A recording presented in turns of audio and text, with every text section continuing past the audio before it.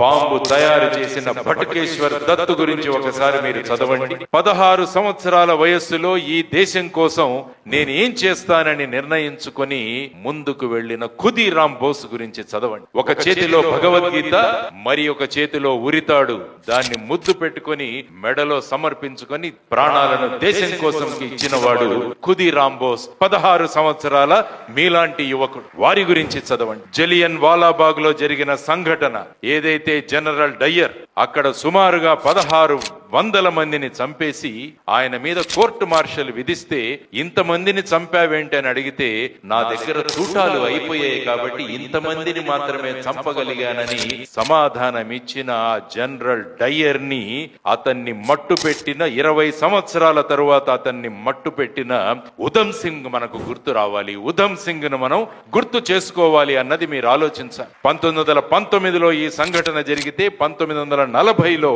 ఉధమ్ సింగ్ ఆ general Dyer కి మరణ శిక్ష తన చేతులతో విధిస్తాడు. ఇది యువతరం అనుకుంటే ఏమి సాధించగలమన్నది మీ అందరి ముందు ఉన్న ఒక బ్రహ్మాండమైన ఉదాహరణ. లాలా లజపతి రాయ్, లాల్ బాల్ పాల్ అని ఎవరైతే మనం అంటామో, లాలా లజపతి రాయ్, బాల గంగాధర తిలక్, బిపిన్ చంద్ర పాల్, వీరి ముగ్గురి యొక్క త్రయంలో లాలా లజపతి రాయ్ ని అప్పుడు జరిపిన లాఠీ చార్జ్ లో అతనికి మృత్యువుకు కారణమైన జాన్ పి శాండర్స్ అనేవాడిని తుదముట్టించిన చంద్రశేఖర్ ఆజాద్ మీ అందరికీ తెలియాలి. చంద్రశేఖర్ ఆజాద్ గురించి మీరందరూ కూడా చదవాలి. అతన్ని కోర్టులోకి తీసుకువెళ్లిన తరువాత నీ పేరు ఏంటి అని అడిగితే ఆజాద్, మీ ఇల్లు ఎక్కడ అంటే జైలు అంట. కాబట్టి ఇటువంటి వ్యక్తుల గురించి చదవండి.